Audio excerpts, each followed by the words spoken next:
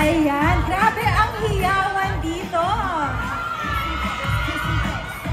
Ayan, before anything else, JM, do you have a few words to say to your fans? Grabe sila dito today. Hello po. Thank you sa Mega Beautiful Beauty Con.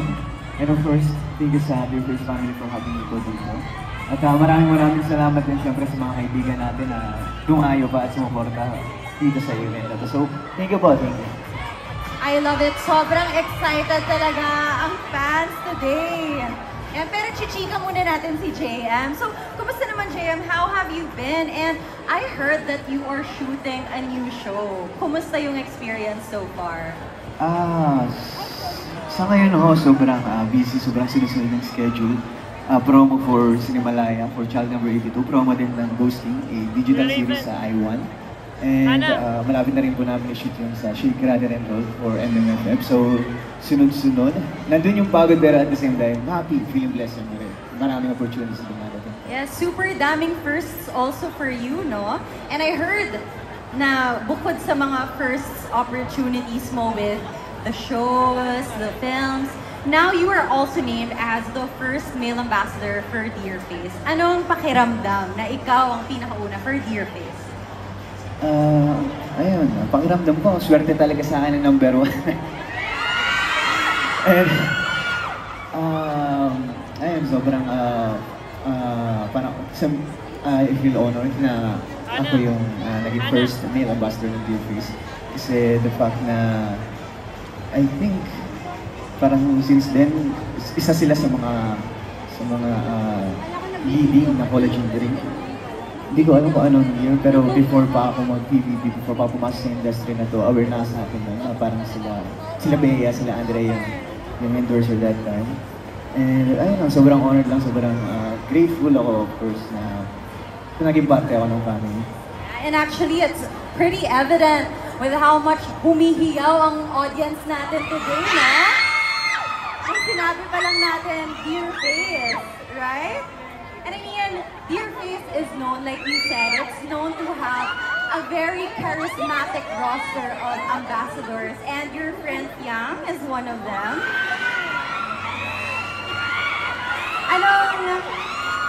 Anong feeling mapabilang dun sa roster na yon ng ambassadors? Especially kasama mo very notable names. Honestly, si Yang Wo talaga yung nag-introduce sa akin ng product na to. Parang simula na nakikita ko siya, most of the time kasi kami yung magkasama sa trabaho sa labas. So nakikita ko siya every time na gumagamit nitong product na to ng Dear Face. And yung unang pinagamit niya sa akin, yung melon. So without knowing the fact na may collagen, may glutathione, hindi pa ako aware sa kung ano man effect ng time na yun. So nag-try na ako magtanong sa kanya kung meron bang product na for men. Kasi ako, hindi ko alam sa ibang lalaki kasi para sa akin, most of the women slim product, mas effective talaga sa lalaki. So yun yung tinanong ko kay Fiang. And that time, malapit na rin namin i-shoot yung Child Number 82. So kailangan ko magbawas ng timbang, kumbaga weight management. So doon na nirecommend sa akin ni Fiang yung Beauty Bee ng Dear Face. So ayun, sobrang lang niya. Less hassle siya. May mga times na itetake ko siya ng hot, may mga times na itetake ko siya ng ice. So depende sa panahon. And yeah, swak talaga siya sa lifestyle mo, no?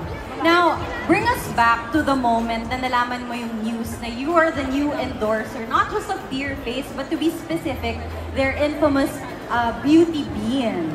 So, anong naramdaman mo when you heard about the news? Ayun, sobrang happy ako nung binalita sa akin na may darating ako kontrata ng Dear Face. To the point na gusto ko ako na lang yung kumuha. Ayaw ko nang pakawal. Akin na to, ganyan. Kasi kahit na nagsisimula pa lang ako as an actor, as an artist, may very conservative din kasi ako sa mga dumarating na brand. So gusto ko nakabase sa personality ko, sa mismong ako, kasi ayokong dalhin yung mga naniniwala sa akin, yung mga sumusuporta sa akin sa produkto na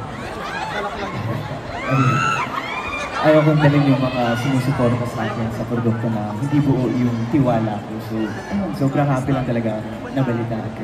Yeah, that's really amazing na sobrang aligned nung partnership with your lifestyle, like you said.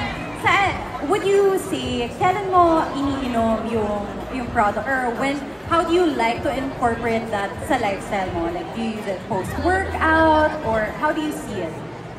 Sa schedule ko ngayon, honestly, nahihirapan akong singitan ng araw para sa workout. So, ang ginagawa ko, every time na maagap yung call time, doon ako nag-take ng hot coffee. Ito na ng beauty bean. And every time na hindi naman ganun kaagap, routine na ginagawa ko is every breakfast ako, then iti-take ko yung beauty bean na as an iced coffee sa tanghali para at least, hindi kasi ako masyadong kumakain ng tanghalian. So, doon ko siya tinili.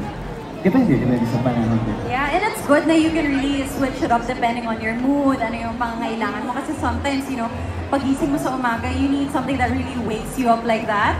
And then, that being said, let's move on to your fans. Every time,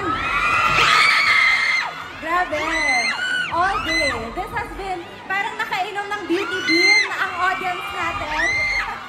Grabe yung energy.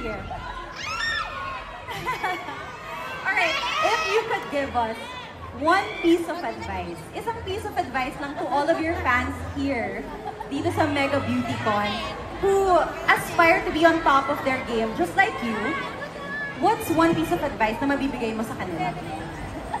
Sa akin, sa ngayon na isang taon ko lang sa industriya, isa lang yung na-realize ko sa kung paano ko nakuha itong mga opportunities na to, itong mga, kumbaga itong mga blessings na dumating sa akin. Simple lang, mahalin mo lang talaga yung ginagawa mo. Yun lang yun eh. Kapag mahal mo yung ginagawa mo, yung eagerness mo automatically mag-boost talaga.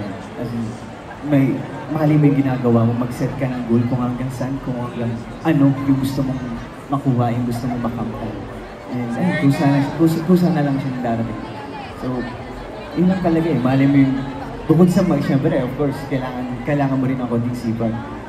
Pero iba pa rin yung effect ng mahal mo yung ginagawa mo. Kasi that time, nagsisimula pa lang, marami sa akin pinapagawa, like sumayaw, kumanta, and then nung naranasan kong umarte, doon ko na gusto na para dito ako. So, minahal ko yung pag-aarte. Ito. And it really shows. I think yung passion mo for what you do shows everybody, and it wouldn't bring so many people here if not for that. So thank you so much, JM.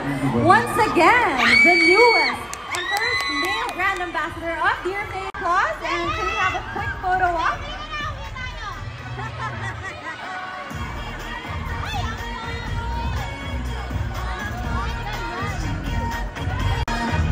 All right, thank you so much. Balance, medyo may changes, but it's so inspiring in a partnership na to work for their lives. Ano yung For me, sa lahat ng ginagawa ko sa buhay, we just have to be consistent. Siyempre, minsan yung mga clients na hindi tayo ganado, at mag-related tayo, pero gawa pa rin yung kailangan natin gawin para mag-iwan. Kami naman ni Leslie, i-enjoy lang namin lahat ng moment, at and hanggang sa hindi naman namin namamalayan na napapaya na pala namin siya, nang hindi namin siya in-overtip kung paano namin siya gagawin. Lang naman, huwag mong i-press yung sarili mo. Kasi lahat naman ng gusto mo mangyayari yan kapag gusto mo and nag-enjoy ka at consistent ka. Same lang yung sinabi ni Haj.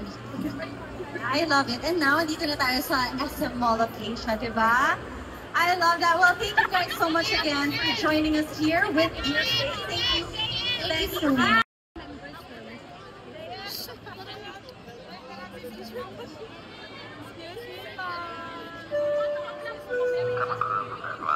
Explore our next Skin Science segment.